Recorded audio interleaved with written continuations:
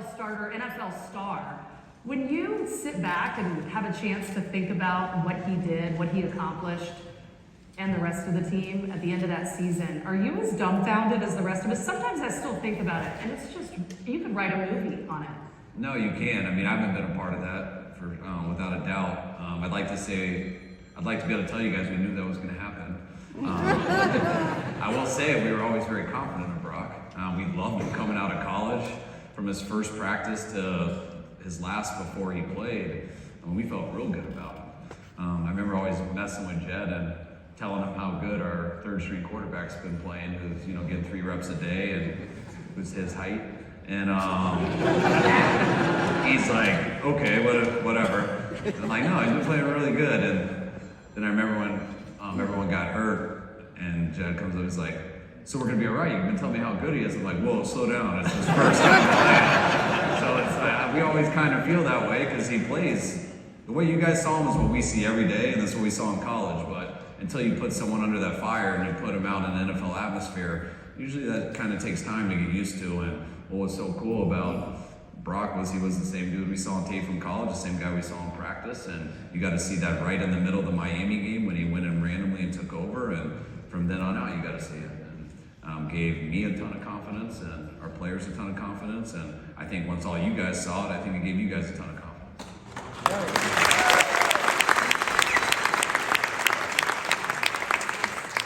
Difficult to think about too is you see a guy in practice, but it's a completely different atmosphere when you're in an NFL game. What impressed you the most about what Brock Purdy did over those 8 games?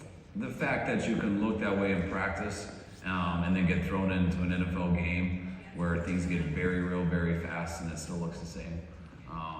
What is that? Is that a mental toughness, a mental strength? Yeah, I'd say so. I just think you either have it or you don't.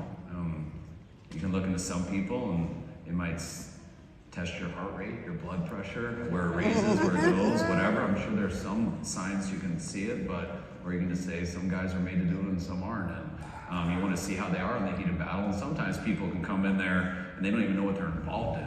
So they just do it without any anxiety and such a clear mind. And then once they play a few games, it starts to hit like, oh man, everyone's talking about me. I got to keep doing this. And then you kind of see guys just melt. And that was what's cool with Brock. You never saw that. I mean, he didn't come in for just 1 game. He didn't just come in for 3. He came in for 8. He didn't lose 1 of them. And, that makes you feel good. What I like for Kyle Shanahan and John Lynch, they're kind of opposites. John is more of a positive guy. Kyle's the guy who says, I don't know if any of us will be alive on Sunday. To your face right here. You have this, Come on, you have this dichotomy. You have John Lynch saying, Brock can be ready, and then Kyle says, he might miss 4 or 5 games. We don't know. So how is Brock coming along, and how can you get him ready for whenever he steps onto the field? What's he able to do now that will help him when he's able to be cleared and play? As long as Brock's elbow heals right, he'll be the exact same guy. And when you have a clean break like that or a tear, it will be. You can't have a setback and you can't have something heal wrong, but everything's been completely on pace, and just watching him now, I mean, he's doing the same drills all the other quarterbacks are doing. He's just using a towel to throw, but still doing violent motions, still moving it. He's just not doing it with the football.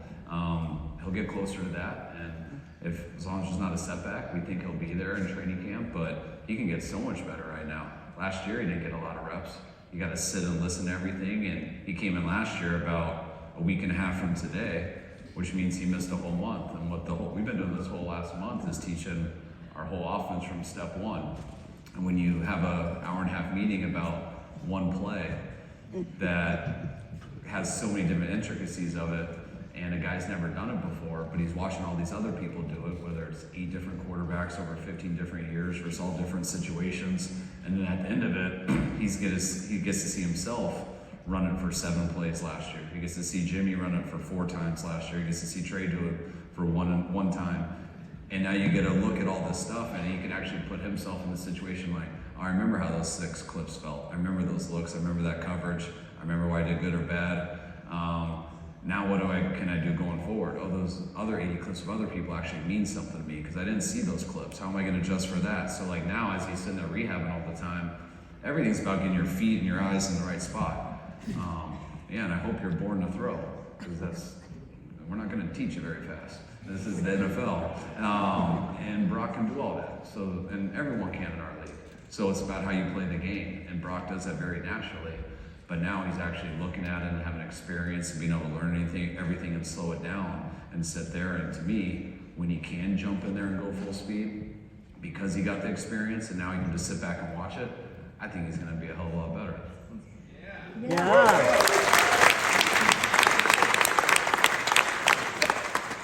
So it was just a couple years ago, you take Trey Lance with the number 3 overall pick, and just last year, he was the starting quarterback going into the offseason.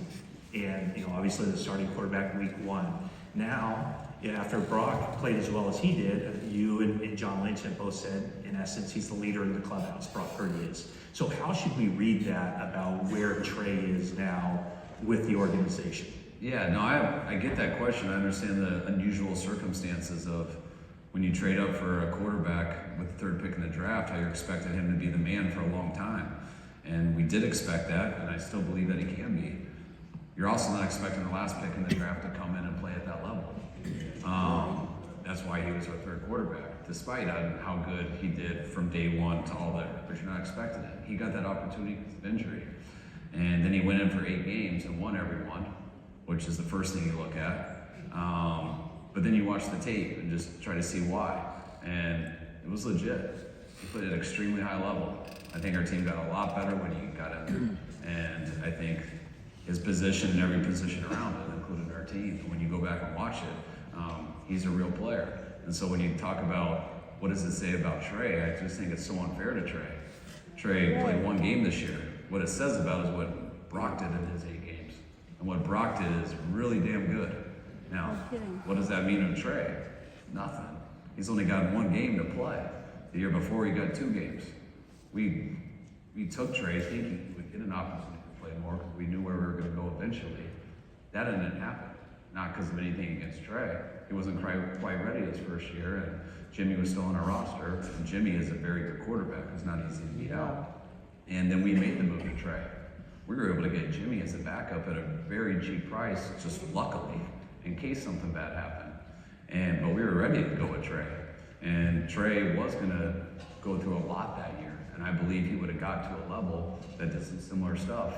He missed that op, and Brock came in and did it. Now, I truly believe Trey can go do that. But Brock's already done it. And that's a very good thing for us to have. And that's not something that I got to make a statement about. That's something that our players know from watching the silent tape. That's something I can see every day when we watch those 8 games. We know what we have. I truly believe in my heart what Trey could be. It still takes time, you got to go do it. But in the meantime, we have a guy sitting there who already has done it. And that's a very good thing for the Niners. That's a very good thing for Brock. And you know what? I see it as a very good thing for us. I'll let it play out, and we'll see if Brock gets healthy. We'll see how much ground Trey can gain in the meantime through practice and things like that. And when Brock comes back and is healthy, we'll see where we're at. But the one thing that we did last year, we went into last year not knowing if we could have a high starting caliber quarterback because no one on our roster had done it before. And we believed someone could. That's why we were rolling the dice.